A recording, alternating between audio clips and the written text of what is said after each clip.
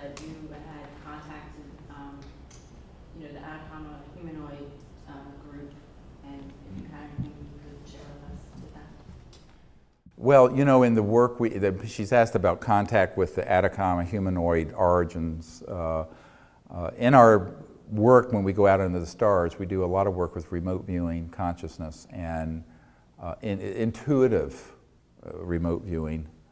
I don't have one of the CIA's electronic systems, but we don't need it. You can learn to meditate and do that naturally with practice.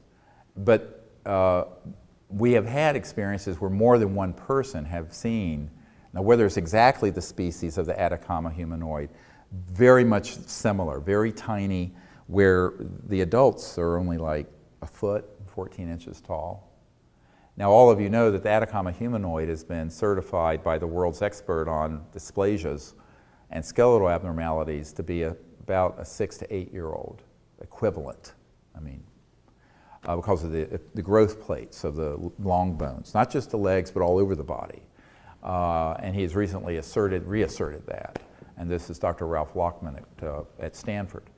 And so the question is whether that particular being is of extraterrestrial origin or some mix, or of a civilization that may have been here for thousands of years, where you get these stories that you hear around the world I was talking to a man in New York who came to my presentation about the wee people, the little ones, that have been reported in Russia and in the Caucasus and in Ireland and in Puerto Rico. So there is this, you don't know where mythology leaves off and fact and evidence. And one of the things we would like to do, and we may do this year, is a further exploration of just the Atacama mystery of what that is, because it is still a mystery.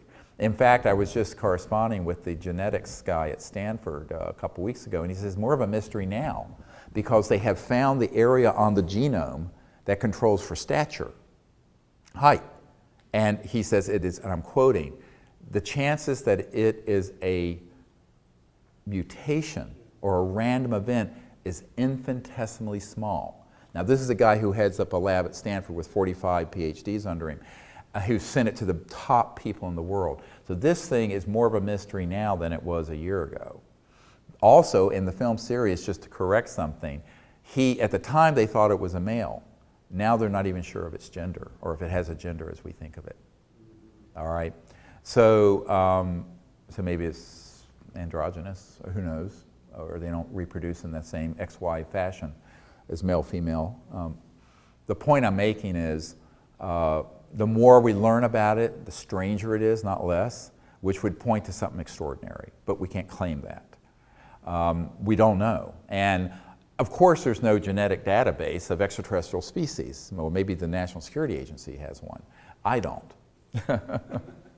But that means that the Stanford professor doesn't either.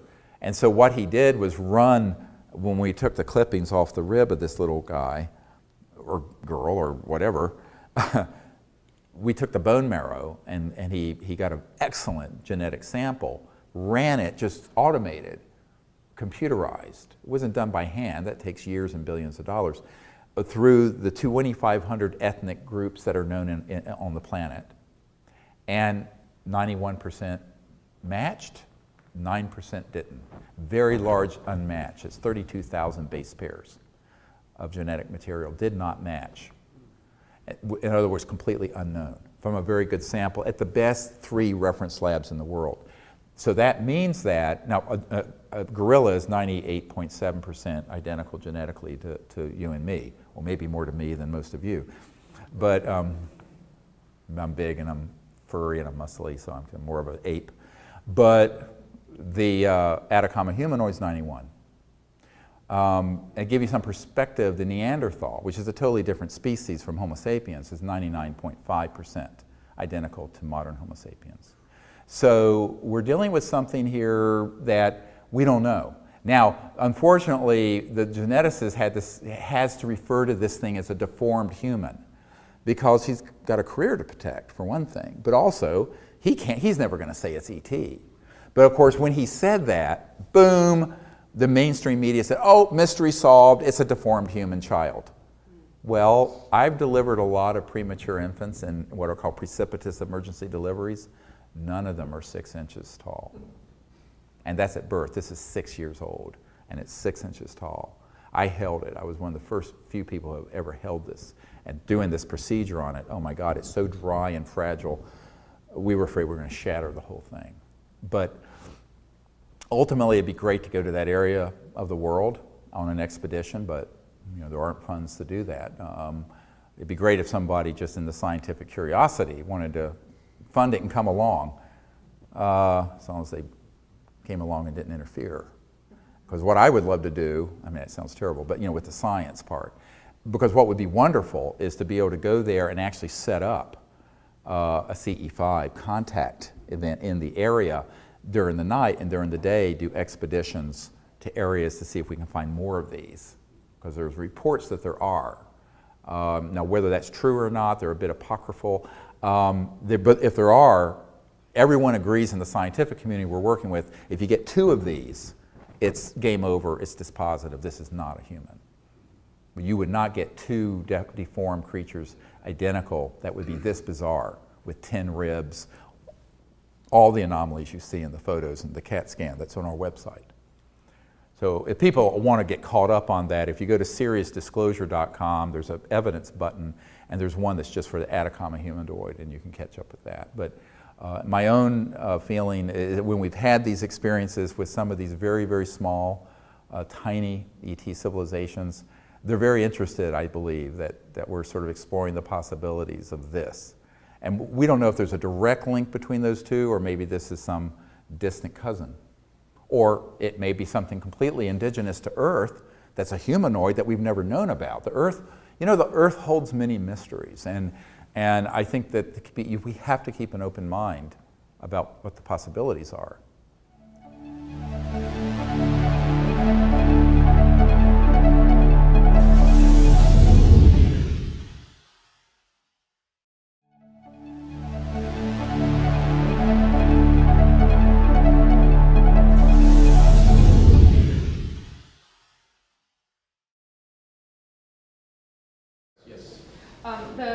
How do you know you won't get a national security order slapped on you? Very good question. And this actually came up very recently when we were meeting with a group of folks in New York. And I said, maybe I will. But if it's on camera, I remember Ted Koppel of Nightline asked me this. And I said, well, I'll come on a show like yours and tear it up. But the other part of it that I didn't talk about is having millions of people know what you're doing. Because here's a bit of a keto. This group they're like vampires. They do really well in the darkness of secrecy. They do not, writ large, want to be caught in a bright billion-watt spotlight, which we have, in a sense, created around what we're doing, for better or for worse. For my privacy, it's for worse, but for other reasons, it's very good. Because if they were to do such a clownish thing, and the cameras are rolling at a lab, or it would be exposed widely, that there is a group operating off the reservation that has tried to do a national security order or made an overt threat or what have you. So I think that the public, and I say this sincerely, you all sharing the word on this and everyone on YouTube sharing this interview, the public ultimately is our shield. And it's probably why we're all still here. Because the public knowing what we're doing is protective. If you go to the National Reconnaissance Office that runs all these super secret spy satellites, their headquarters, above the door it says, we own the night. And I always say, well, we own the light. We own disclosure. So they can own the night, we'll own the light. And so if you don't agree to play on the field of secrecy, you can transcend it and stay in the field of telling the truth and being out there. But it has to be done with lots of people coming together, and that's the beauty of what we can do now with the internet and communication systems and the app and what have you. So that is our first line of strategic defense. It's counterintuitive. And almost every technology person I know who's worked on this, and almost everyone who's wanted to do funding of this sort of energy technology, has wanted to do it secretly, because they think they're going to outfox the national security state. I said, oh no, you're not. You think the world's going to beat a path to your door, and you're going to, be this mogul like, Steve Jobs was for Apple. No. I said, before the public beats a path to your door, Murder Incorporated is going to meet a path to your door. So you've got to do this with your eyes wide open and do it very openly. And the intellectual property, secrecy, patent route, I think is maybe later. I hope we don't have to go back to that, but for various applications. But the fundamental science and technology got to be open source. But then when it is, and it's been reproduced, and you have thousands of these devices going out. One of our plans is some of the celebrities that have followed our work, that I don't want to name, is to have their homes running on. Imagine someone on the cover of People magazine, So at a certain point, you get this out there, and you just sort of, get a fund, so you have a couple hundred of them made, and you gift them to the right people in academic institutions, celebrities, pop culture icons, rock music stars that I've met. Be pretty cool. And that's very hard. I mean, the hidebound at Harvard may not talk about it, but I suspect Steven Seagal would, or Bono of U2, right?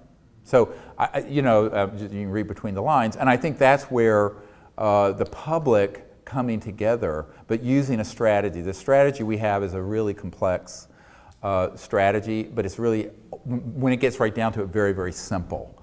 And that is, you do it out there, fully in the open, and that way you're most protected. And to the degree you're doing anything secretively, you're at great risk. It's very counterintuitive because it's not what people normally do with science and technology.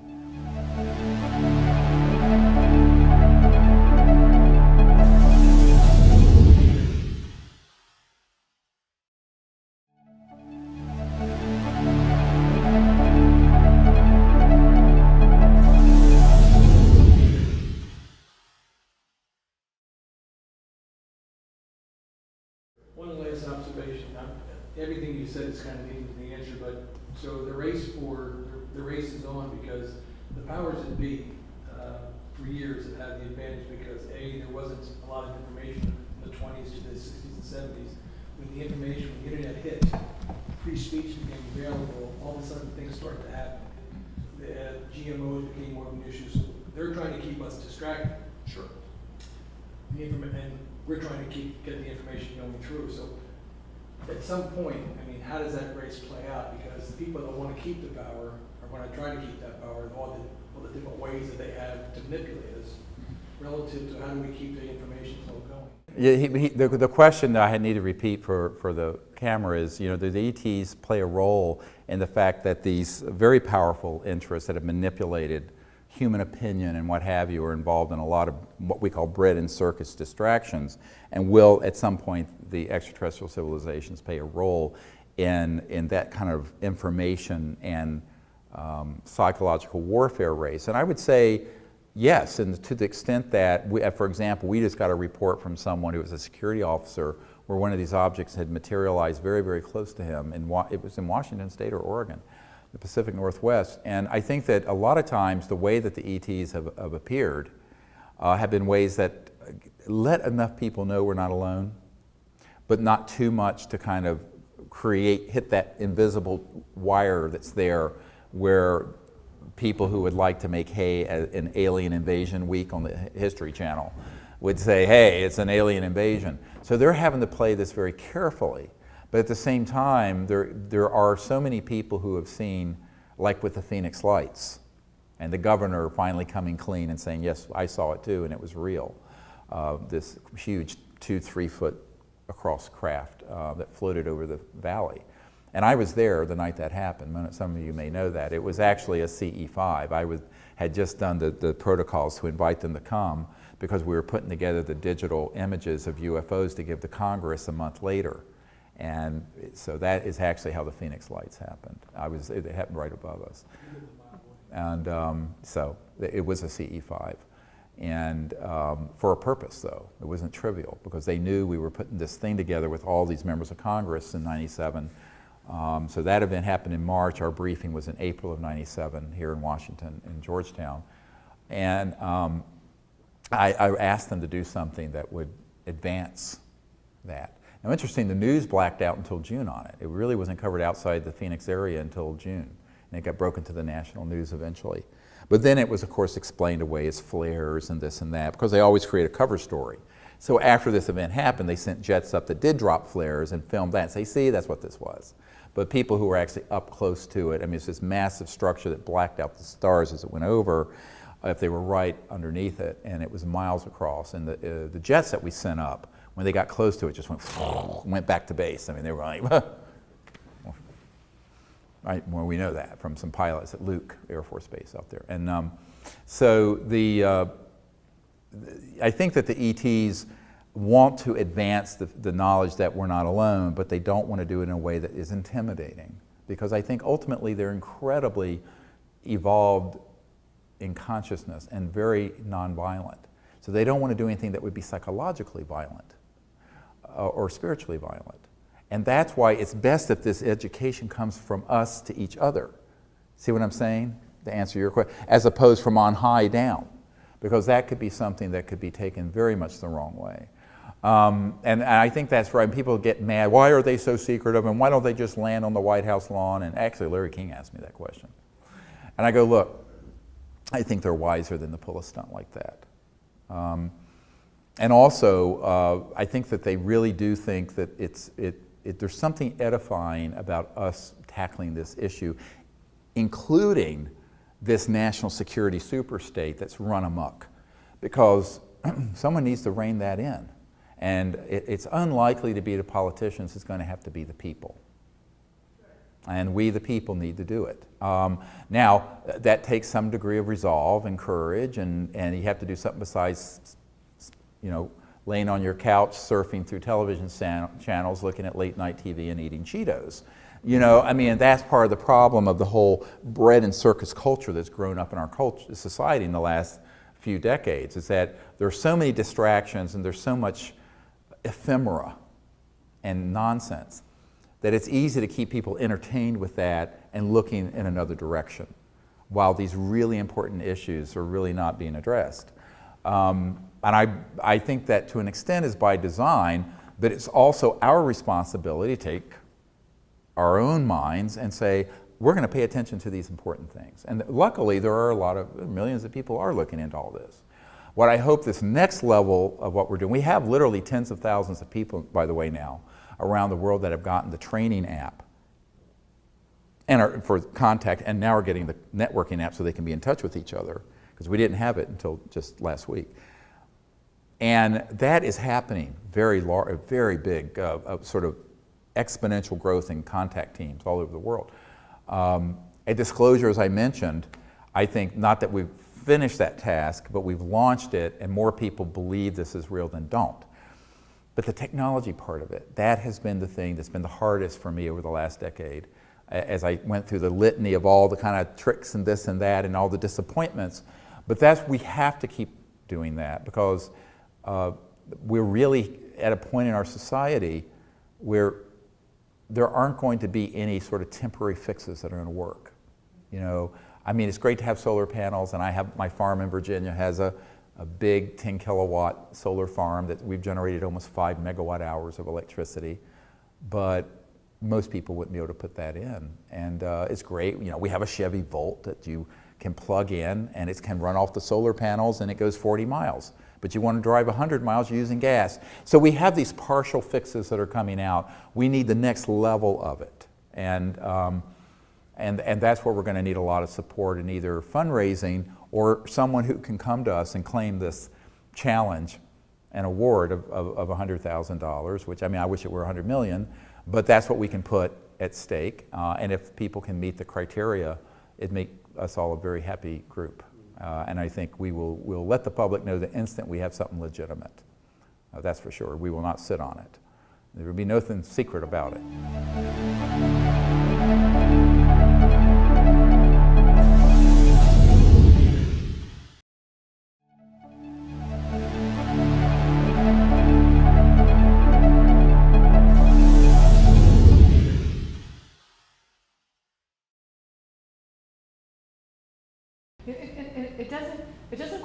resonate with me when you say that all the big petro oil and corporations would disappear. I think they would just pull it off their black shelf. Yeah, so the question's asked, wouldn't some of these interests that already have it, that have linear systems that they can meter, like oil and gas and coal and what have you, get behind this, and if they do have it in a classified project, begin to bring it out? The answer to that is, I hope so, and probably yes. Because once it's a fait accompli, in all likelihood, they will begin to bring it out. But that's a good thing.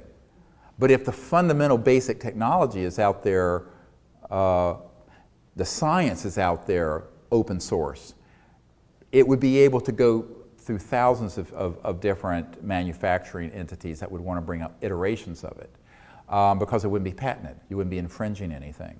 Now, that I think would be a very wonderful development, including the fact that there may be corporate interests that would come out and say, oh yeah, well we have a better version of this, and act like they just invented it. They would never admit they had black shelved it, but that'd be fine too. The main thing is to get the ball rolling in the direction of bringing out these solutions.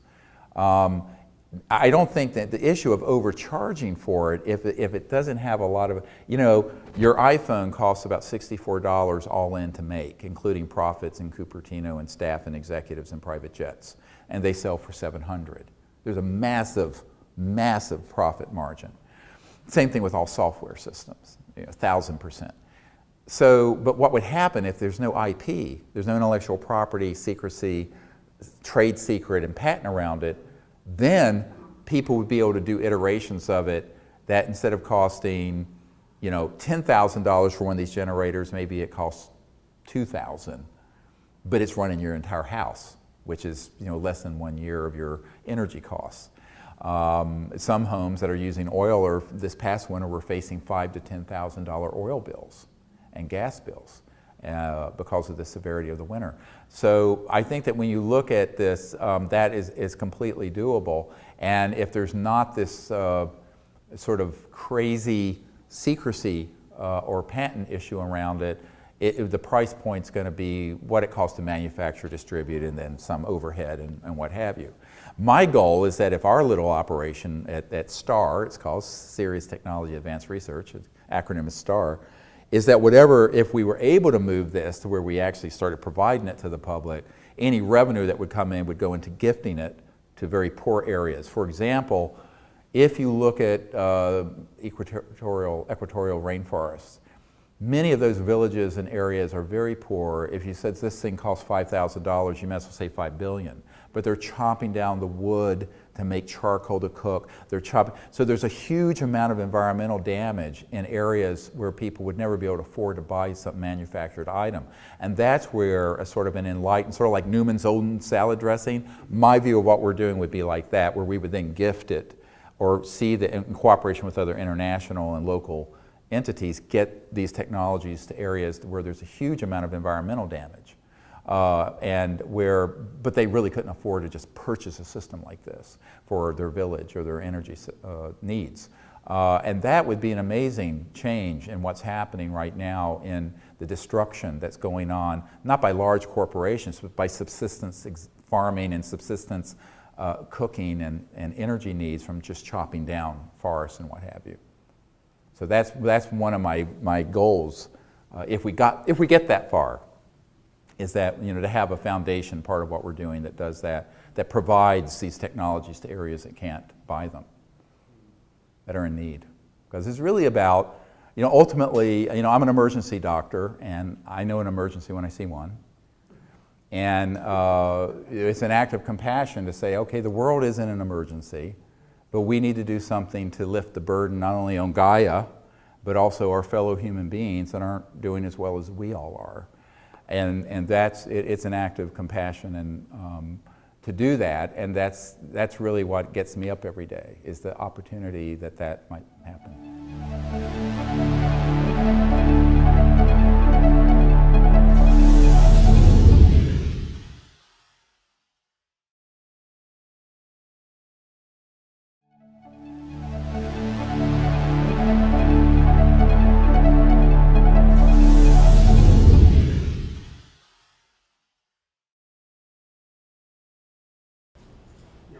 steps that were leading to that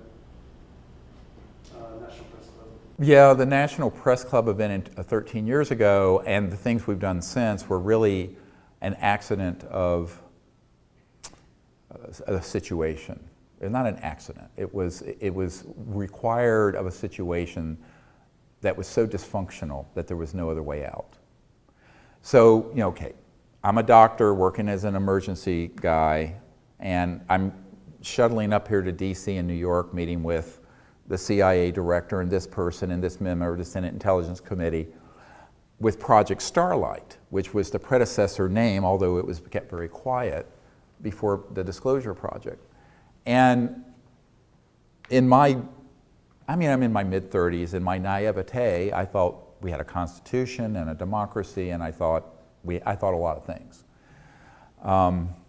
that were really nice lessons from your high school civics class, but are just nonsense. So when I learned that the president and the CIA director had made inquiries into this issue and had been denied any information, when I first got the letter from my point of contact to the CIA director, which I have right here, it was described to me, and I was told I would be the first person to brief the administration, the Clinton administration, and this CIA director on this subject. Now, my wife and I laughed. I mean, I'm this 35-year-old doctor, or 30, I don't know, at that point, running an emergency department. I'm going, oh, this is absurd. It cannot be. So then what happens is that I come up here and I have the meeting, and there was no prevarication. It was completely true. And so then I go over and I meet with members of Congress. So I meet with people on intel, appropriations, what have you. Same story. And they were not lying. And the pièce de résistance is probably 1997, so 4 years later, and I'm briefing the head of intelligence for the Joint Chiefs of Staff. All right, this is the guy who is J2 for Joint Staff, Head of Intelligence, Admiral. And it's a stand-up briefing at the Pentagon, and I go in there with my military advisor, a few disclosure witnesses that had not come public yet, and a man who walked on the moon, Edgar Mitchell, 6 men walked on the moon, and who was learning about all this. And so I invited him to come along. And I'm there with this admiral, and before I had gone to that, I had sent a document, and it's on our website. It's the NRO document, National Reconnaissance Office document, secret document that I acquired, and I'd sent that ahead of time before I got there, and it had all the project code names and numbers and what have you. You can look at it. It's on our website for anyone to look at if you can read. None of this is secret, but he knew how to read a document. And so he contacted one of the compartments, and he was told, he told them, I want to be read into or briefed on this project. And they said, well, Admiral, we know who you are, but you don't have a need to know. Let me repeat, the head of intelligence, Joint Chiefs of Staff of the largest military in the world at the Pentagon. I was there. Now, at this point, he's so mad. He says, well, God damn it, if I don't have a need to know, who does? And they said, sir, we cannot discuss this with you, and basically hung up on him. It was a corporate contractor. So by the time I get to this meeting, he is frightened and furious. And so I do a meeting. It was supposed to be a 45-minute stand-up briefing. It goes on for a couple hours. And he keeps canceling appointments downstream. And at the end of it, I said, we really need your help fixing this problem. It's a huge constitutional crisis. He says, what am I supposed to do? He says, you're telling me you briefed the CIA director and gotten stuff with the Rockefellers to the president. They are being sidelined. And not only that, but that there are technologies that we've developed that are anti-gravity that have been functioning since the 50s and 60s that can do circles around the best thing I have that I know about, which is a B-2 stealth bomber. I said, yes, sir, that's all true. He says, and then what can I do? It's point, set, match. He says, good luck, but he turned to me and he said, as far as I'm concerned, the people running this are a criminal, rogue enterprise, and you have my permission to disclose everything you have and any source you have. And so, and I have been told that by many, many senior people. And when people say, who red-lighted or green-lighted the disclosure project, I said, it'd make you very surprised. This is going to hit the internet. But the head of Intelligence Joint Staff, the head of the Defense Intelligence Agency, members of the Senate, because they're all going, we should know, but we don't. I bring in dispositive documents, testimony, evidence, whatever it is. They make an inquiry based on that actionable intelligence, and they're told nothing. That is proof of an illegal, rogue component within not our country, but multiple countries. So once we proved that, in 1998, I wrote a UNOD letter. Now what is that? Unless otherwise directed. Now I learned this from my military folks who, I mean, I'm not ever been in the military or government.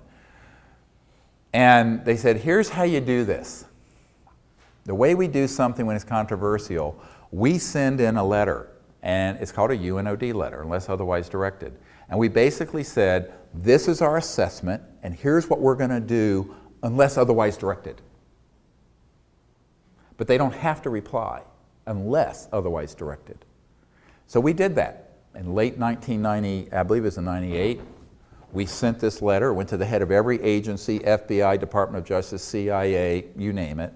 Return receipt requested, we can prove that these went to these entities. And I said that unless otherwise directed, we're going to start disclosing the testimony of people who have top secret security clearances and oaths, as well as documents. And we were exempt from the National Security Act for prosecution, and that this is a legal action because the operation keeping this secret is illegal. Rogue, a priori, is not protected under the Constitution or the rule of law. No one to this day has contested that letter in 2014. Based on that, from 98 to 2000, we put together the Disclosure Project, and the rest is history. So this is very different than, say, what Edward Snowden did. Snowden was disclosing information of this program PRISM that did have oversight from the president and the oversight committees, even though there were members of the Senate oversight committees who were appalled and shocked by it, and still are. But there was still oversight. So even though that's a black project, it was a legally overseen black project. So let me make a distinction between that and what I'm talking about. I'm talking about unacknowledged special access projects that are illegal and rogue and unconstitutional, and as such have no protection from any law that Congress has passed and the president has signed. Now that we can prove, and if someone wants to take me to court, I'm ready to go, because boy, we can prove it. And the subpoenas that would fly to the top people that we have briefed in the Congress, at the Pentagon, the head of the Defense Intelligence Agency, whom I personally briefed, this head of Intelligence Joint Staff, CIA directors, they'd all be called to swear under oath. And they would have to say, yep, and we didn't know a thing. So at a certain point, there's no way around that. So we did that due diligence between 1993 and 1998.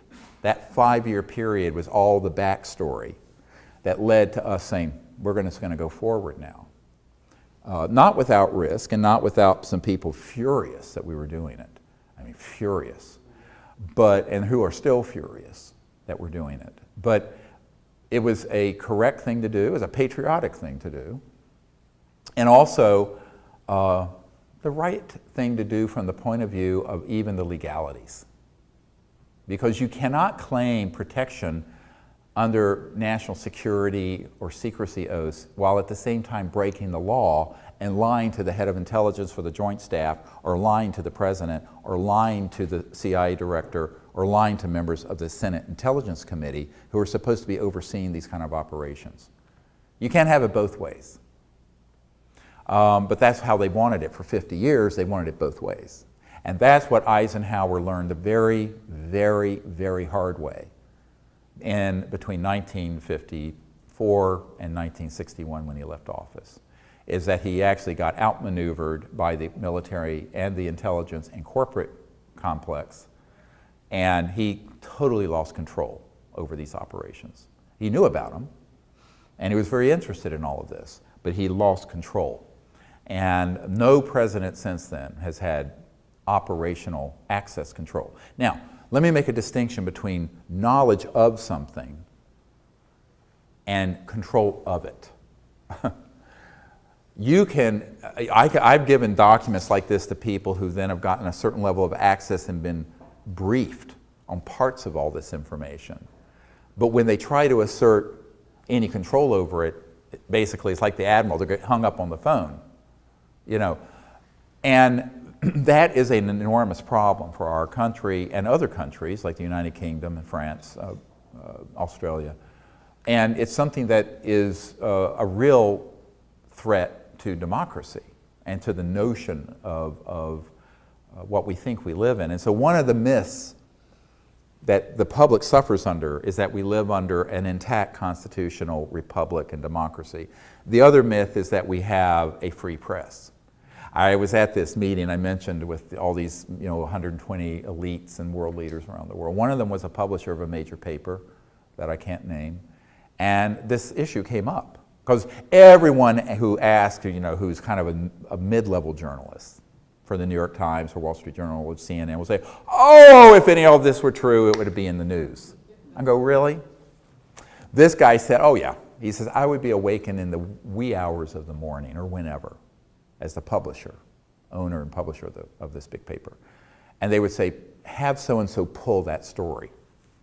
And they would pull it. And on our website, there is a document from the CIA from 1991 that describes this policy that the CIA has, even domestically, to embed people in these various large media outfits to change, alter, stop stories that they didn't want to get out. Now, John Q. Public, going to their high school and college civics lessons, thinks we have a free press. There's another big myth. The other huge myth is that Adam Smith is alive and well, and we have a free market economy. Nonsense. We have a managed market economy. What do I mean? You can't have a free market economy if the biggest technological breakthroughs for the most important sector of the economy is being ruthlessly suppressed and is being held down through the national security state. On our website, there is a document from 3.5 years ago from the Federation of American Scientists that states there are 5,135 patents that have been seized under the National Security Act that have been sequestered.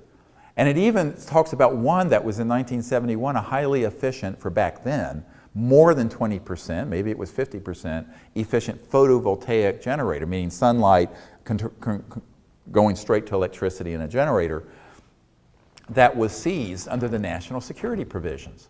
Well, this is not a nuclear trigger or a weapon.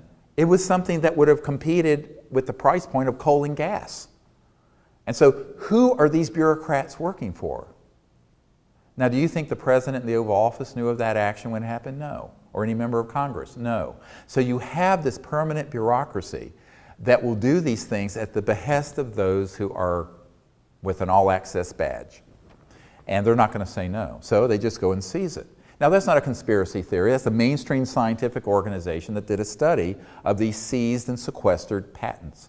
But the patent is only a fraction of it. The man I told you about who did this trans-dimensional technologies effort in '74, he didn't even try to go to patent. He never got that far.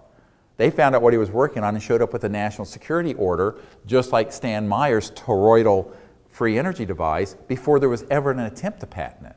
So on top of the 5,165 patents seized, there's probably several times that number that have been intercepted prior to it even going to patent.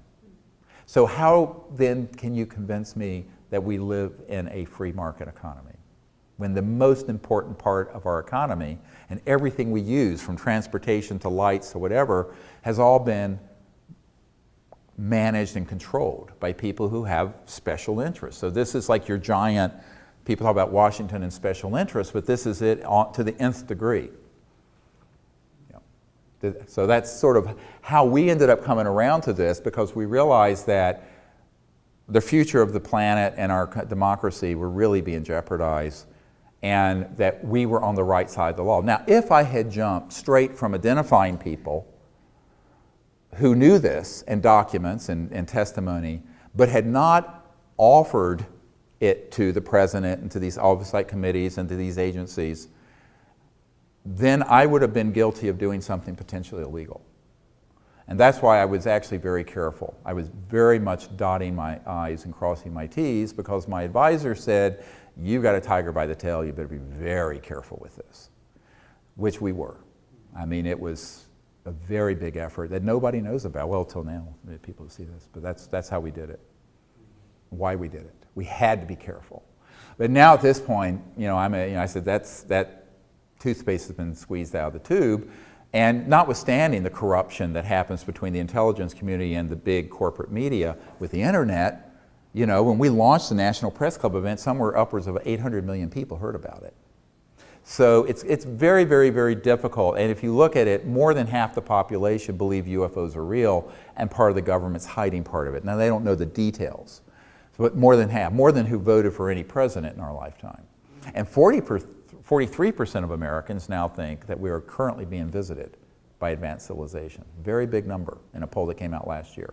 So I tell people, we really, from that point of view, but in terms of the conventional wisdom of the hidebound elites, the inbred hidebound elites, that are running the corporate media and academia and big government, that is the conventional wisdom there is that, oh, pshaw, this can't be true.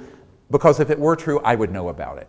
That's what I hear over and over and over again. There's a certain hubris, because I have a lot of family that are tied into the Ivy League schools and the elite institutions. And the mindset is, if this were true, I would know about it. And yet I have a sister-in-law who had been at one point the editor of the Boston Globe. And when I was first getting involved with this, she says, I don't care if you put a dead ET on my desk, the Boston Globe will never run a story about this, because that's the domain of the tabloids and silly season, and we're a blue chip paper in Boston.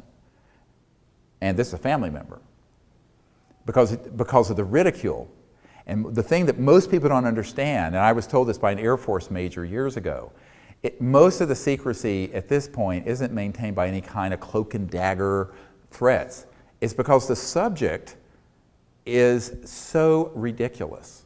It has been portrayed as the domain of the kooks and the tinfoil hat people, and the sky is falling, and I've been abducted to another planet, and what have you, that people who are, quote, respectable in academia, government, the media, don't want any association with it. Where did that start? I have a document that I got after I briefed the CIA director, and it has a stamp date 1994 when it was finally released, and it was a document from 1953, okay, 61 years ago, where the CIA is talking about using psychological warfare on the UFO subject, and, I'm quoting, engaging Disney Studios to make cartoons about the subject, so it would be trivialized and made ridiculous. Yeah, I have this document. I mean, this is a dispositive. It came from the agency to me. So with the provenance that goes with that. So we have now 61 years of a very well orchestrated counterintelligence defaming of the subject campaign. So when I started trying to do this, 20 years ago, it wasn't like we were starting at ground level trying to go up Mount Everest. We were starting at 20,000 leagues under the sea trying to go up Mount Everest, really, honestly. And that's why it's been such a heavy lift. I mean, very difficult. Hardest thing I've ever done in my life. Because it's not a level playing field. And I can sit with people who are major, but they'll say, oh no, we can outrun with this. Now, many people say, oh, that's a conspiracy theory. I go, really? Well, it's not. It's not a theory. And it's not a conspiracy. It's just the way the world works. And so disclosure happened because no one else would do it. Honestly, I never thought I would get involved with that. What I really wanted to do was bring the concepts of higher consciousness, transdimensional physics and communication systems to set up ambassadors around the world to make contact, bypassing the sort of dysfunction of the UN, State Department, governmental thing. As an NGO, non-governmental organization doing that. And actually, because we were so successful so quickly, in 1992, we're there on the beach in Florida, and 4 ET craft materialized right in front of everyone, 50 people, including 2 colonels and Air Force pilots. It was on the front page of the Pensacola paper that day. The video we have is, I don't operate cameras, but there was a guy who had an old High 8, the old High 8 camera. So it was not very good, but you can hear him going, "Holy damn!" You probably have seen the film footage. And that's when, after that, the former head of Army Intelligence, who'd been pulled into the corporate world, and a bunch of other people pulled me aside and overtly first tried to buy me off and then threatened me. And it's never stopped since. And when I refused to be bought off, they started a defamation of my character campaign, to the point that I'm working in this ER up to my eyebrows and blood and brains and everything, and they put out a thing on the internet that I'm actually not a doctor and don't have a medical degree. So I'm having to fax all over the media and everywhere my medical degree and my license. That really happened to me. And it hasn't ended since. It's been 22 years of that kind of psychological warfare. But I just, in a way, I'm used to it now. Nothing surprises me that these clowns would put out there. But at the same time, it really gets hard to take just because you get so irritated. It's like, really?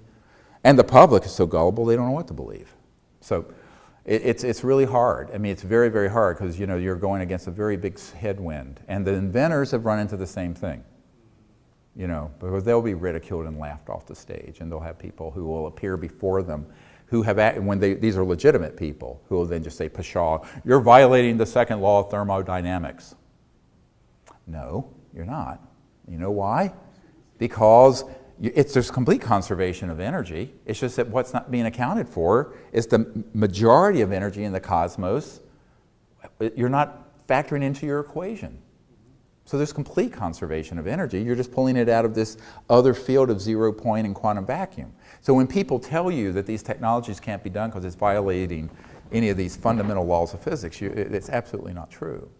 But that's the argument. In fact, there was a man from MIT at this elite gathering I was at a few months ago who was telling everyone, "Oh no, you can't do that because you're violating the laws of thermodynamics." I'm saying, no, not any more than water falling over the Hoover Dam, turning a generator, is violating it. It's using the force of water, which is really gravity. Gravity, you're turning gravity into electricity. That's all a hydroelectric dam is. Think about it. It's the mass of water being pulled down because of gravity, gravitational fields, turning a generator. That's all it is. So is that violating the second law of thermodynamics? No. You're using a gravitational field. People don't think about these elemental aspects and think deeply.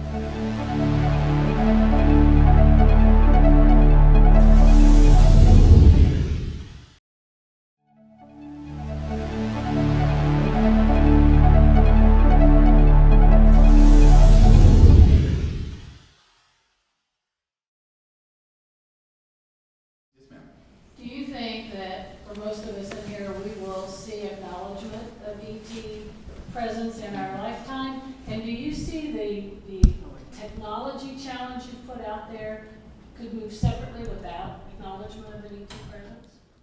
Good question. She asked if in our lifetime we would see an acknowledgement of an extraterrestrial presence. Ironically, what I just said a moment ago, I think we already have. I think the mass public already think that we're not alone. Now, so you have to then qualify, when will the elites acknowledge it publicly? Privately, a lot of the elites that I've been able to meet with will acknowledge it. Oh, yes. But then when you say, will you say that publicly? Oh, no, it's the end of my career. Whether they're a professor or a governmental person or a senator. No one wants to be Senator Moonbeam and ridiculed. So I think that the problem really is defining disclosure. And a lot of people say, when is disclosure going to happen? I said, we've done it already. When I started the project, there was only about 25% of the public thought this was real. Now it's 50, 60%. But in terms of, if your metric is the conventional wisdom, mainstream media, mainstream academia, mainstream governmental entities, Your guess is as good as mine, and I'm not holding my breath. However, nor should we. We can go forward with this information independent of that, and that is the beauty of the internet, by the way. Because, you know, I can do a program and reach 1 million, 2 million, 5 million people, whereas the ratings for, you know, Piers Morgan on CNN is a few 100,000, which is why they had to remove him. But or Larry King. When I was on Larry King's show. By the way, interestingly, when the media tell you, well, we don't cover this because there's not public interest, after pornography, this is the #1 subject of interest on the internet. It's huge.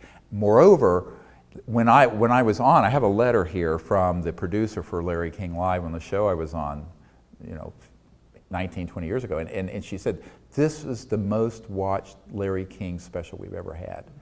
So the metrics, Ancient Aliens for the History, the most lucrative and best franchise. So it isn't because the media wouldn't get numbers or the media wouldn't get lucrative advertising if they covered this. It's because their corporate bosses won't let them. Now, am I speculating? No. Let me tell you what happened with the executive producer of ABC Primetime Live in 2020. Back a few years ago, after the Disclosure Project was launched. And I'm not going to mention his name here, but he's a very nice guy from New York. He had been a producer for Mike Wallace at 60 Minutes and won an Emmy, and then went to New York with ABC News and was the executive producer for those 2 news magazines, Primetime Live in 2020. And he came out to our farm in Virginia, and I gave him 35 digital hours of military top secret testimony, all the documents he wanted and all the information he wanted. He says, either this is all the biggest hoax I've ever seen, or it's the biggest story of the 20th century. I said, I think you know it's the latter. He says, yeah, it really is amazing. So he went back to New York and then invited me up there, and I saw Sam Donaldson and some other people. And then I got a phone call. Now, before all this happened, I told him, I said, you know, I don't think ABC is going to let you do this. What he wanted to do was a series of news magazines like Town Hall with, you know, a lot of these military and other people there, with them discussing on ABC Prime Time in 2020 what they knew about this, and really blow the lid off this and then make a call for more to come public. So I thought, great, let's do it, but I don't think they will let you. And he says, oh no, I'm the executive producer of this show. So a bit of hubris, okay, and I just smiled and I said, well, let me know how I can help. A couple weeks later, he gives me a call. He says, Dr. Greer, they won't let me do this program.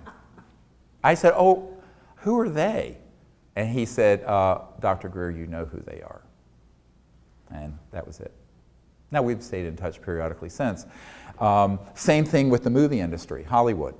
There was a very big producer, multi-billion-dollar guy who's done multi-billion dollars in gross revenues for films.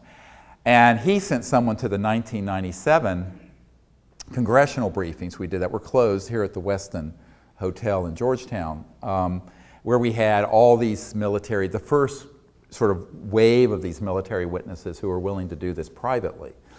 And there were members of this, you know, the chairman of the Government Reform and Oversight Committee, Dan Burton, who issued 1,000 subpoenas on the Monica Lewinsky case, was there. All these people were there. White House people were there. Vice President Al Gore, some of his people. And Pentagon folks. And so he sent, this producer in Hollywood sent his senior person to attend just where nobody would know who she was. And it blew her mind. She went back and she said, this is the real X-Files without the nonsense. So this producer flew me out there, you know, the whole Hollywood two-step limousines, the whole bit. Flies out there, we're meeting at 20th Century Fox in his amazing office. He has a conference room full of people, of writers who've done all these big Oscar-winning movies and Emmy shows. And he says, I have a $60 million discretionary budget with Fox to make any film I want to make, and I want to make this one. I said, I'm not sure they will let you. He says, oh, of course they will. And he told me who he was again. I said, wonderful, glad to hear it. Well, put it together and I'll cooperate in every way I can. All I want to do is get the information out. I want a red cent. I'll give you, you know, you can just pick my brain. I'll give you all the data, all you want. And a couple weeks later, he calls and says, well, Dr. Greer, Fox won't let me do this movie. I said, I thought you said you had complete control over this $60 million. He says, not for this. It has to be a fiction. I said, well, I mean, Close Encounters of the Third Kind was a docudrama. That was fiction, but it was mostly based on true events, by the way. So Steven Spielberg did. And I actually, when I had dinner with one of his family members, and we talked about that, Spielberg's. And so the reality is that people think that Hollywood can do whatever it wants, the big media can do whatever it wants, a corporation in Silicon Valley that might discover this widget that will do this can do whatever it wants.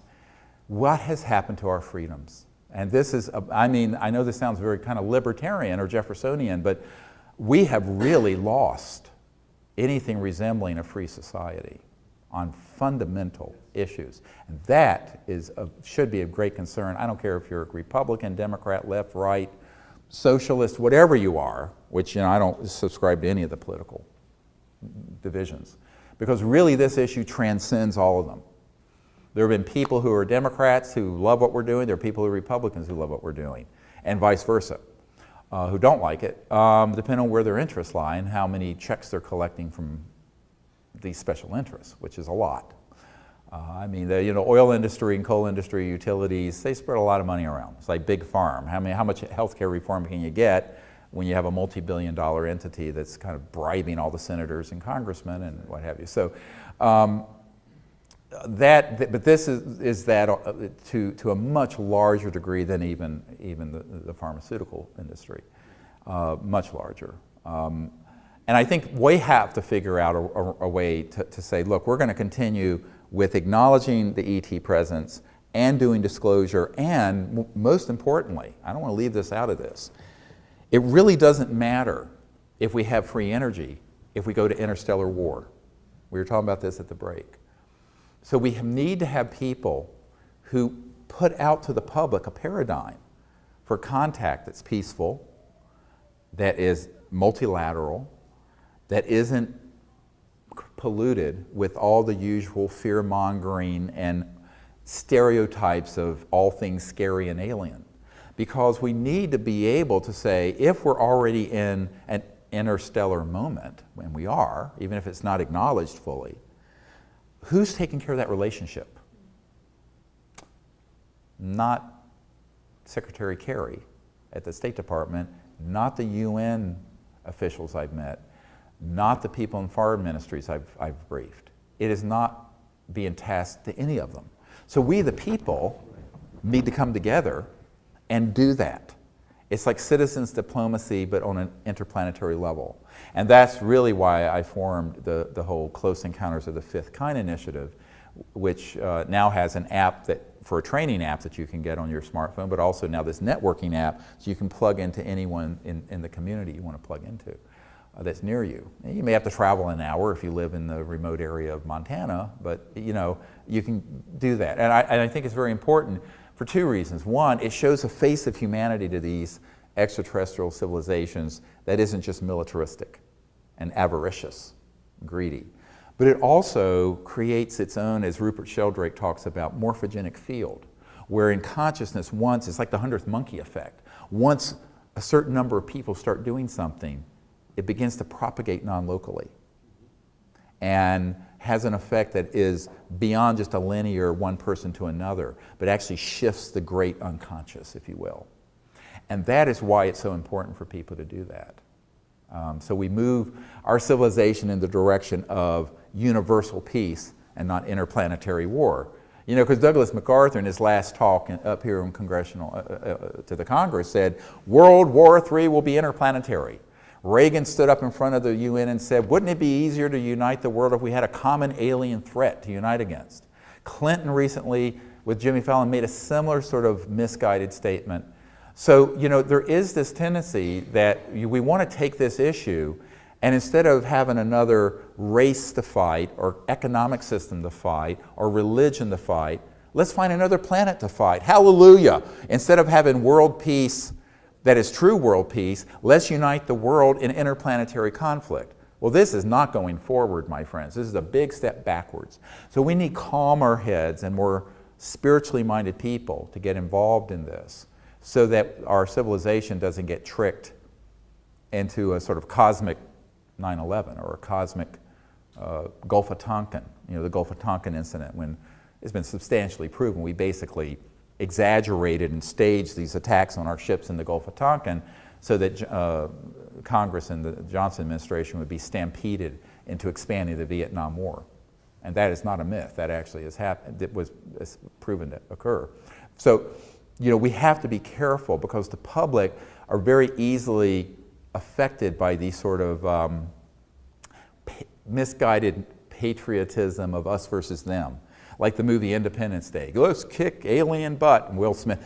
And this is the worst outcome. That's actually a worse outcome than if we have these new technologies and the world gets off oil and becomes united, but then we get maneuvered by these Machiavellian manipulators in the intelligence community into an interplanetary conflict. And I think that's why there are 3 big projects that I've been focused on. The original one is the Center for the Study of Extraterrestrial Intelligence, whose motto is one universe, one people. Because on the basis of just sentient conscious mind, the deep spiritual aspect of ourselves, we're all one being.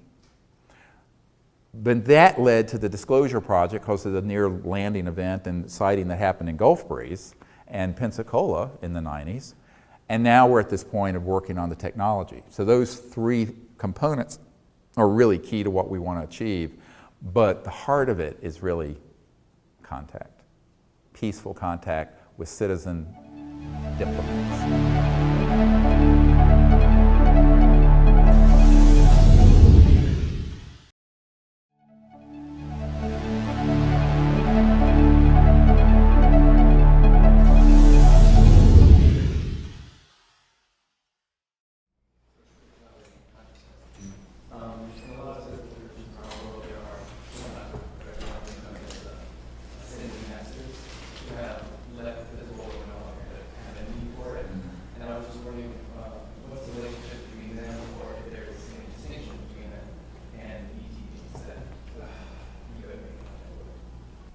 Wow, well, we're really in the deep end of the pond. He's asking what is the connection between what some people would call the ascended masters or very enlightened beings who've left their bodies or are in other dimensions and realms and these extraterrestrial beings. I would say it's the same connection, but perhaps more intimate, that humans can have. Now, the difference is if you are an interstellar civilization, if you guys could be quiet out there, thanks. If you're an interstellar civilization, you're going to be able to go from one star system to another only if you have become cosmologically competent. Now, what do I mean by that? I wrote a paper back in 1995, I believe, called ETs and the New Cosmology, that talks about this expanded view of the cosmology of a universe that includes other dimensions and other realms that are increasingly conscious. And this explains a lot of the experiences people have when they're near an extraterrestrial vehicle, where it will have an effect in consciousness. And they will begin to have, similar to the ending of the movie Contact that Jodie Foster was in, where it's almost like in a dream state. Why is that? Well, when you start dealing with technologies that permit not only transportation but communication beyond the light barrier, let's look at it that way, beyond the box of space-time, then you're moved into a world that is increasingly conscious and in the thought realm. And for that reason, those civilizations that are interstellar are very, very familiar with what we would call remote viewing, the ability to have the mind awaken into this field of consciousness that's non-local and see other points in space or time, but also other beings and other worlds.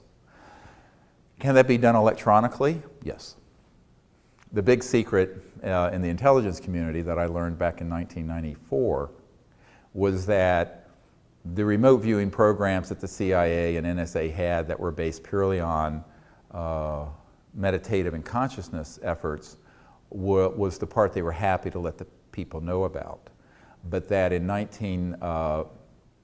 believe it was 1956, a man that I met before he passed away had invented some electronics that would permit some of these operatives in the intelligence community to electronically hook up and literally see through other dimensions in consciousness, other places.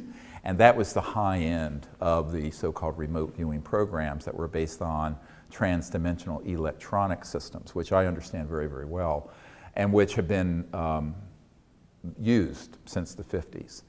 So if we have that in our classified programs, I'm quite sure that an interstellar civilization has things that would be generation 100 of that. And that would mean, and answering your question in a way that has some foundation in logic, that their ability to perceive these other dimensions and realms would be augmented. Now, that is limited by the level of consciousness of the perceiver. So what that means is everything is really, in that sense, based on what your level of development in consciousness is. So if you have developed the ability to be in a state of transcendent cosmic awareness, you can perceive a certain amount beyond taste, space, and time. If you've gotten to the point that you can see the finest aspects of that, what in the Vedas are called celestial perception, you're going to be able to sense that. If you can see beyond that, then you're in this what's called the state of unity consciousness. And it goes on, and that's just the beginning. But so those abilities of perception are very much dependent on the level of consciousness of the perceiver. So it would vary with different civilizations and what their capabilities are, but certainly their capabilities would be beyond what we are able to actuate through AT&T. In other words, just a linear electromagnetic communication system.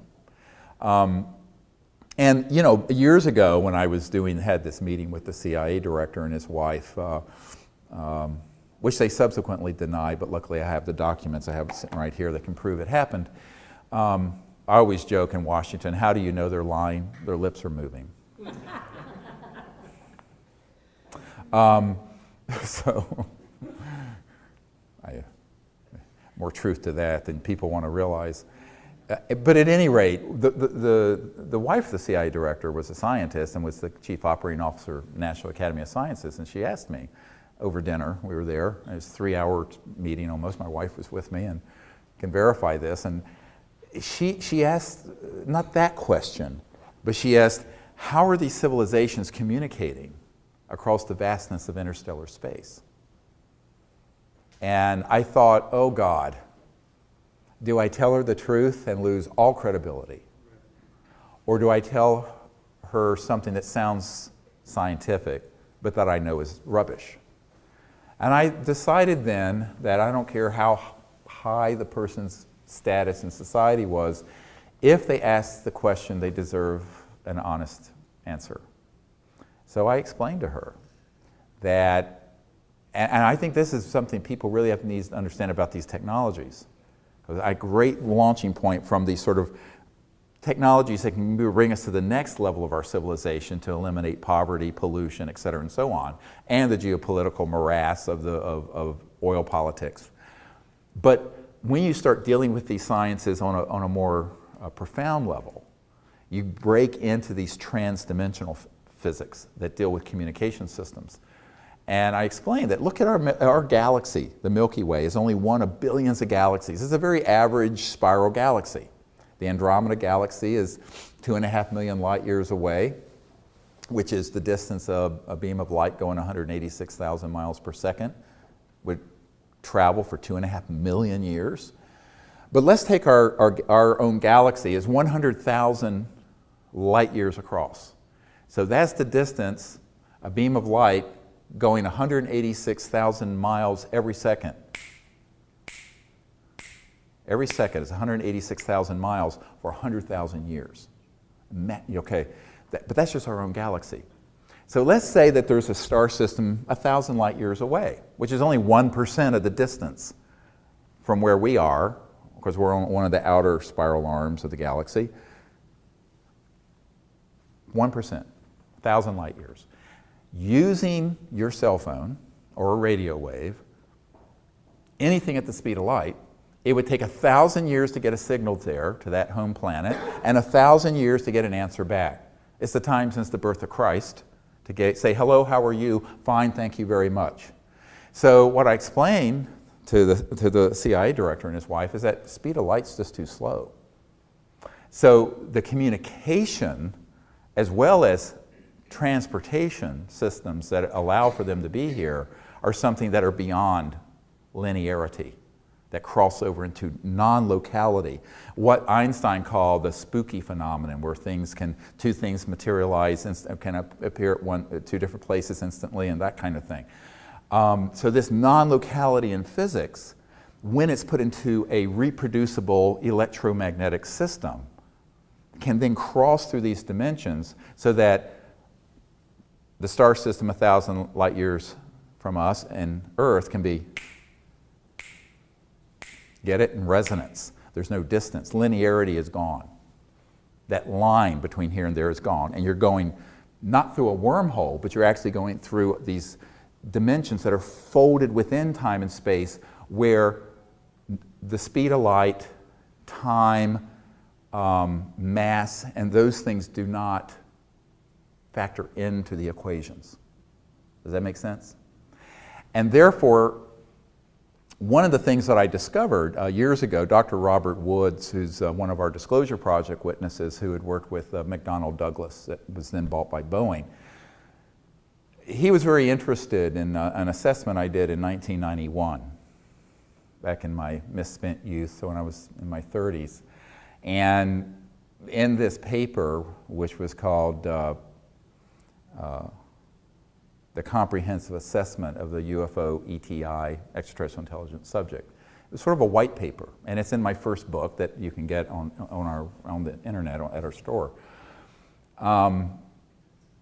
And in that, I described TAC, Technology-Assisted Consciousness, and CAT, Consciousness-Assisted Technologies, so that you can have a technology, as I was saying, that assists consciousness and thought. For example, that was what that 1956 invention that this genius that I had met had invented, that ended up getting bought out by a front company for the CIA, can do. Or you can have your consciousness assist the technology, say for communication. So it goes both ways. So it's the interface between thought stuff, say a thoughtron instead of an electron, and this dimension. But it's very, very sophisticated technologies. And that's what these civilizations are using for communication. But that also means that they're traversing into these other dimensions that some would call, that you might experience when you have a near-death experience, or when you have a lucid. How many people have had a lucid flying dream where you're flying? Almost everyone. Well, you know, actually what's happening in those lucid flying dreams, and particularly if it crosses over into a precognitive dream, you're actually in that aspect of yourself that is conscious, and the so-called body of light is actually no longer restricted by the confines of the body and space-time, and therefore you can actually traverse these kind of worlds of light and see what's going to happen tomorrow. But imagine being able to do that on a reproducible basis with electronic assist, all right? And your whole, then spacecraft does the whole thing because it transitions out of linear space-time. So that would mean that the ability to explore those other dimensions would be greatly augmented. It doesn't mean that it's more than we can experience, because people have experienced near-death experiences and other dimensions and what have you, either in meditation or near-death experiences or just spontaneously. And it's sort of an awakening that happens in consciousness. But it also means that if you're an interstellar civilization, you're going to have a means to assist with that and augment that. and facilitate it on a reproducible basis. But again, even for them, the perceptual capabilities are limited by the level of consciousness of the perceiver, because you get into finer and finer and finer and finer and finer dimensions. Someone once asked me, how many dimensions are there? I said, how many numbers are there between 0 and infinity? So it's infinity within infinity within infinity. There's not any limit. So what we're trying to explore in our little project, and of course this is actually how I got involved in all these issues, is 6 months after my near-death experience, I had learned meditation because I was going, wow, I was raised a very devout atheist, science, and we were very devout atheists. You weren't allowed to believe in anything you couldn't put in a test tube. And so when I had that experience, it was so profound, and it was so cosmic in awareness that I began to learn meditation techniques. And I picked one that was sort of a Vedic mantra technique. And I began to have all these experiences. And I was up on this mountaintop in North Carolina, and I was going to meditate, and one of these spacecraft materialized just before sunset. Same spacecraft I'd seen when I was 8 or 9 years old in Charlotte, North Carolina, as a little boy. And I went, oh, they're back. I didn't think anything else more about it, and it was there, and then it just vanished. It didn't fly off. I went, oh, cool. So I was there meditating, and sitting on this mountaintop in October. It was freezing up there. I had a jacket on, ski jacket. And I went into such a beautiful state of consciousness that I lost all track of time. There was no time. Transcended into this pure conscious state. Sitting up at 5,000 feet up in the mountains of North Carolina, I love. I think it's my Cherokee. I'm part Cherokee Indian, so I have this great love for those mountains. And so at the end, I kind of stood up and I looked at the sky, and it was like this beautiful thought came, behold what a beautiful universe God has made. And with that, I went into the same state I was in when I had my near-death experience, but I was in my body. And then there was this little ET beside me that touched me on my right shoulder, and all my hair stood on end. Now, that's when I had some hair, or more hair, and it was longer. I mean, this is 1974. So it was a wonderful experience, but that was I didn't understand the physics of what had happened in terms of the contact that ensued and followed, but now I do. And I think that it's an amazing science that unfortunately, we're just beginning to emerge out of sort of a Newtonian fossil fuel, trying to come out of that. But there's so much more progress that's been made in classified scientific programs. Now, you can imagine hearing a little bit of this, why these folks at the CIA call some of these technologies WSFM, weird science and frickin' magic, and why the parent group operating on the NRO document, that's the first document in the Obama briefing, is from the National Reconnaissance Office, which runs all the super secret spy satellites. And you'll see it says MAJIC, magic, is one of the compartmented operations. Cosmic Ops, Magic Ops, boom. That's an authentic document. And it's because and there's an area of Nellis Air Force Base, which people mistakenly call Area 51. No one in the know calls it that, by the way. Nobody. That is called Dreamland. And this document mentions Dreamland MOC, a military operating center. And one of the reasons why that crept into the parlance of people doing experiments with these electronics is that when you're in that state using those, it is like having a lucid flying dream. That's where Dreamland came from. Now there's a little secret that you won't hear many places, but it makes sense if you understand what a lucid dream is, if you understand what the conscious aspect of the cosmos is, if you understand what thought really is and thought forms are. It all begins to make sense. And so when McDonnell Douglas, old man McDonald of McDonnell Douglas, asked, I'm getting to another point here, asked Dr. Wood to go and look at this subject. He started finding cases, and he found a number of cases where people had contact events with objects, and this is way back in the 60s when this was happening more often because there weren't the weapon systems we have now targeting extraterrestrial vehicles. People would have these experiences, and in broad daylight sometimes. There was one case that he looked into, I think it was in the Baja California, where a craft had landed, there were these beings outside of it. They were very much in this dimension, and they had a little black, sort of like a communication thing, that would directly communicate with thought instead of with words. But not just like, oh, I'm going to guess an intuitive telepathic, the amazing Kreskin nonsense. But I mean, zap, just like, but it was clearly into the oral cortex coming from these electronics. And Dr. Woods, who's an aerospace engineering guy, Cornell guy, reported this back, and there was a reason why a lot of the early McDonnell Douglas secret stuff, the Phantom Works, and they had a lot of his planes named after these sort of concepts. I forget the names of them, some of them. It's all very historic, you can look it up. But that goes back to the 60s. And here we are 50 years later, still dealing with rather primitive concepts of physics. So that's why when you start thinking about civilizations, let's say a civilization's been around for hundreds of thousands to millions of years longer than we have, which in a universe that's 14 billion years old, there's no reason why not. And you take the technological advances that have been made in the last 100 years, not just the things most people know about, but these classified programs. And then you put that on an exponential curve for hundreds of thousands to millions of years. Every manifestation of that civilization would look like magic.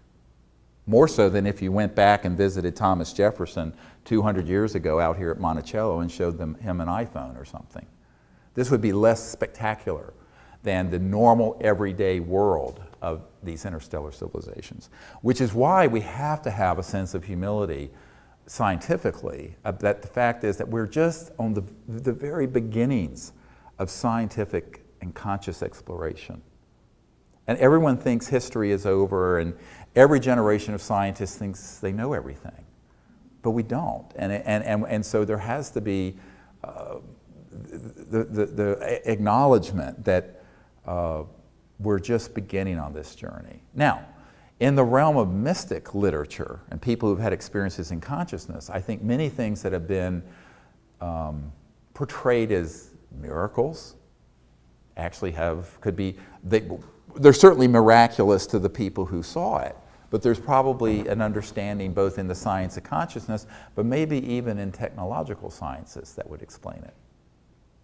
That people don't want to hear this part, but because this steps on some theological toes. No, so one of the issues about disclosure and this whole issue, you're not just stepping on the toes of the orthodoxy of science, macroeconomics, and technology, but you might step on some theological toes when you start moving into some of this discussion, which is, get you in hot water very quickly.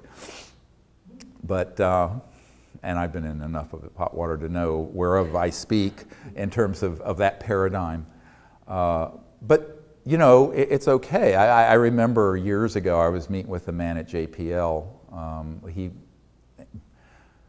tracked me down at a restaurant, actually, Jet Propulsion Labs, and he started talking to me about the fact that he had seen the non-sanitized images from Mars, where there were structures, very ancient structure. And even Buzz Aldrin, the second man to walk on the moon, has recently said, we need to go back there and see some of these obelisks, these big objects that appear to be artificial. He can't talk about what he saw at the moon because he's been told he can't, but he can talk about these other things that he's looked into, which is why he has begun to speak about it. So this is a very interesting case because I said, well, why don't you at least disclose that? Because some of these structures apparently are very ancient, as in the millions of years possibly old. Now, that would make sense. I mean, the Earth's been here for 4.6 billion years. The solar system is billions of years old, so millions of years is not that much.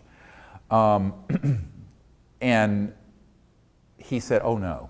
He says, because even though it's not something that would point to any contemporary, he said, if that knowledge was disclosed, it would collapse the fundamentalist and orthodox belief systems of every religion on earth.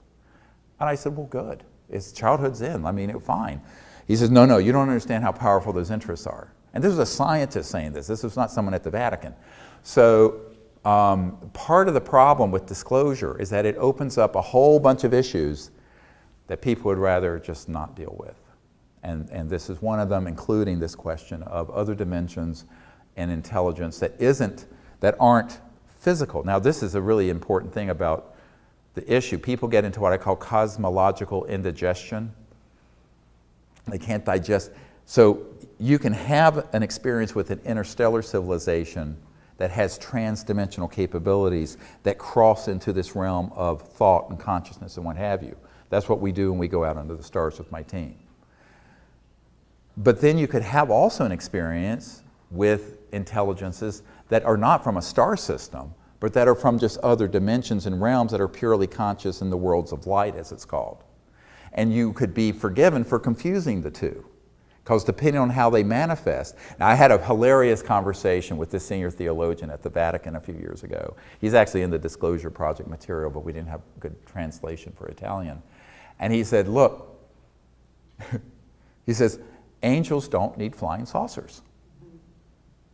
I said, yes, of course, but there's a point where when an interstellar vehicle resonantly shifts into that dimension, depending on their capabilities, they get very close to that realm, don't they? And he said, yes. So there is an understanding of it, but most people will conflate one experience with another, so that anything that is weird or goes bump in the night, they're going to think is the same phenomenon, when it's a multiplicity of phenomena, plural.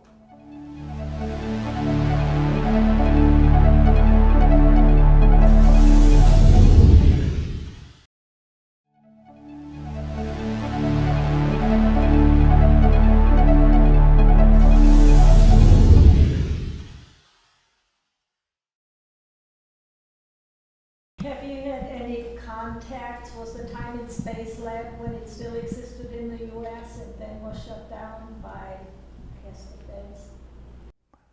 I know people who work, I don't know that particular lab name. I know people who've worked with, very high voltage experiments in space-time bubbles, as it were, dealing with that. Yes, yeah. And that is not a myth, and that is, you can do that. And that begins to bring up the question of phasing in this science. The attitude now is, let's not open Pandora's box, keep it all secret, meanwhile the Earth is dying.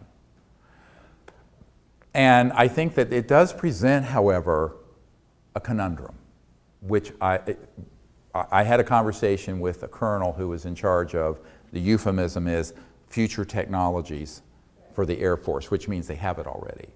And I was at a private meeting here in the DC area, and he pulled me aside. He said, these technologies can be weaponized. I said, oh yes, I know, and they already have been, by elements that are out of control and aren't under the control of the President and the Congress. And he says, yes, but so we can't let this be known. And I said, here's the big conundrum of our time. If these technologies come out and they're used for malevolent weapons purposes, very dangerous. If they don't come out and our only solution ends up being things that are fracking and gas and just pumping more stuff out of the earth and burning up the atmosphere, that's an existential problem. So we're in an existential crisis where the only path forward is to have people who are wise and the public being educated, where these technologies are brought out and are strictly limited to non-weapons applications, and that is enforced absolutely strictly. How do you do that? Well, you can't do it by causing the international community to have no say-so.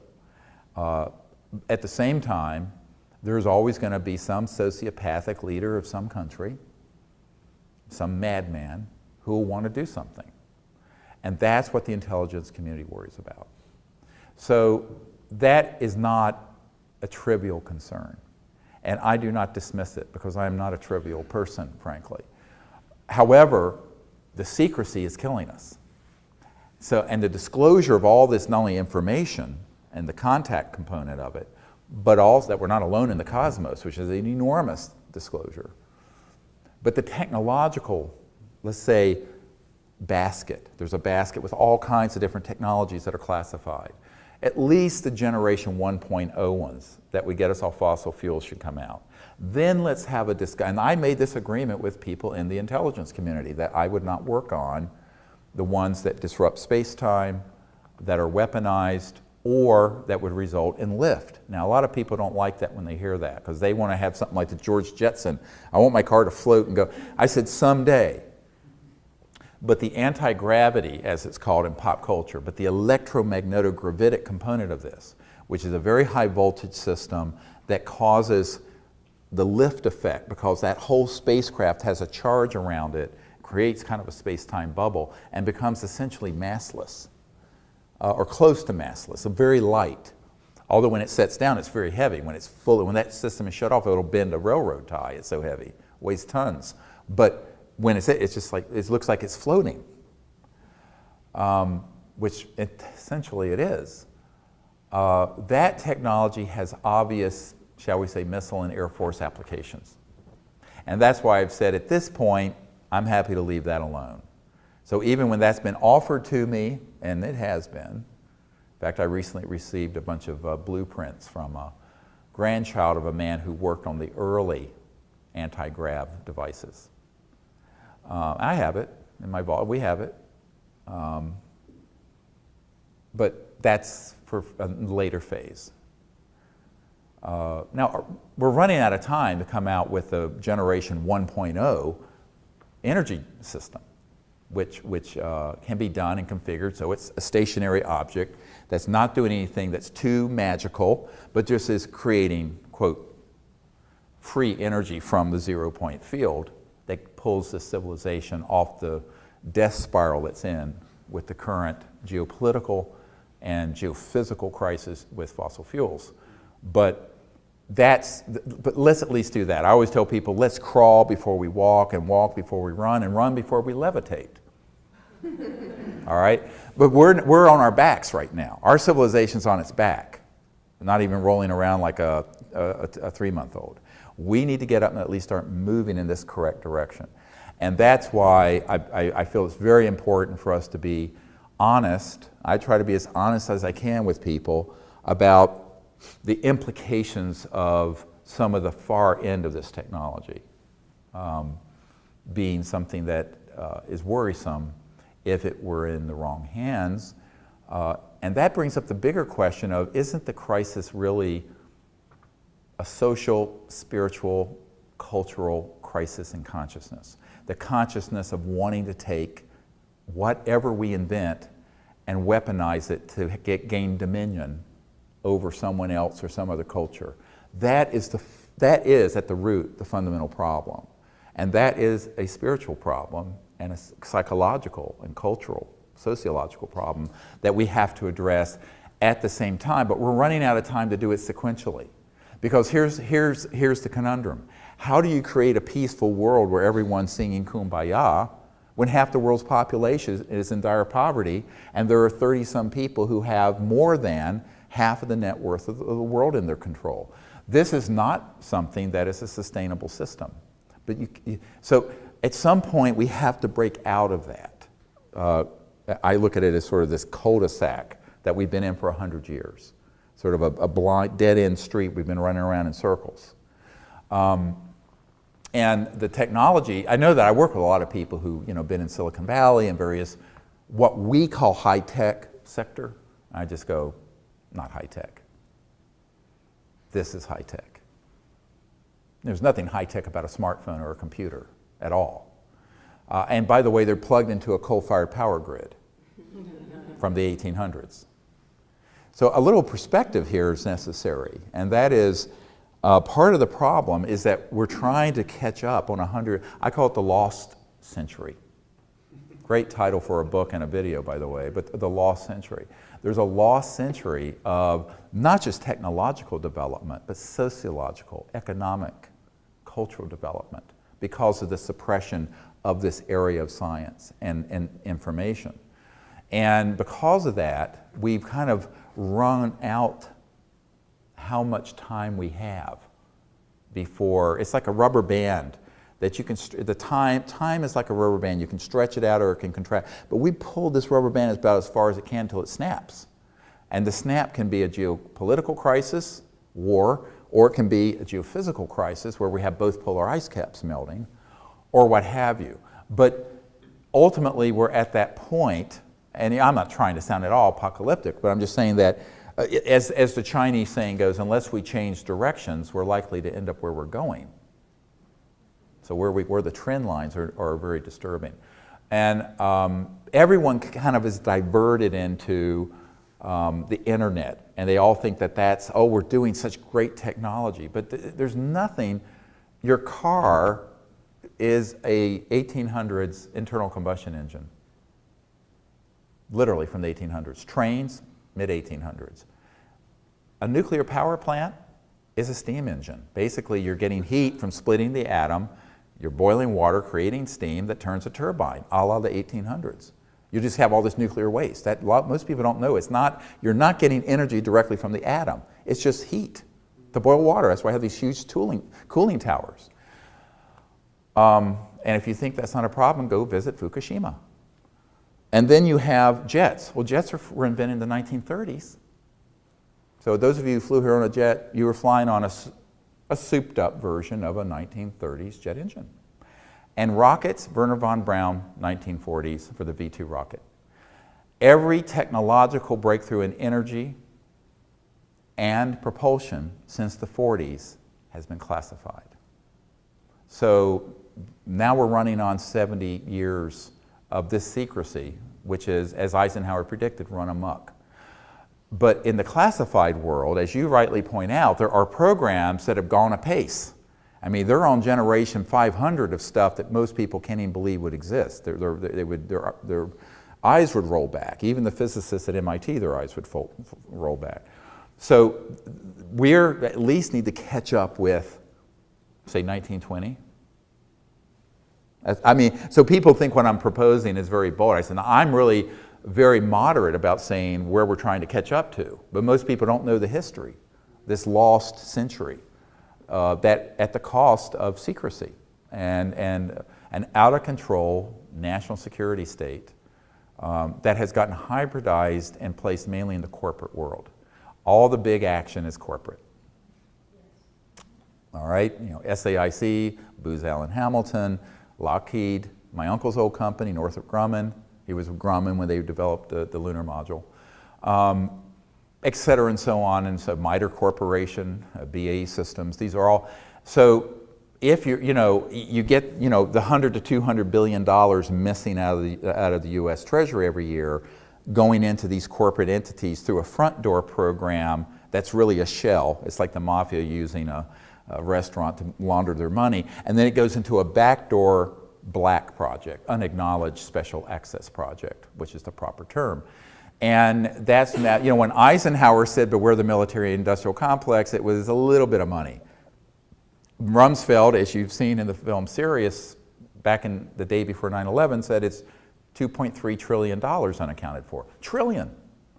Now, since 9/11, the amount of spending in that sector has gone way up. So it's an enormous amount of funding and resources that are going into projects. Now, the president and members of Congress or Senator Feinstein has to pretend like they know everything that these corporations and entities are doing, because after all, the emperor doesn't want to admit he has no clothes.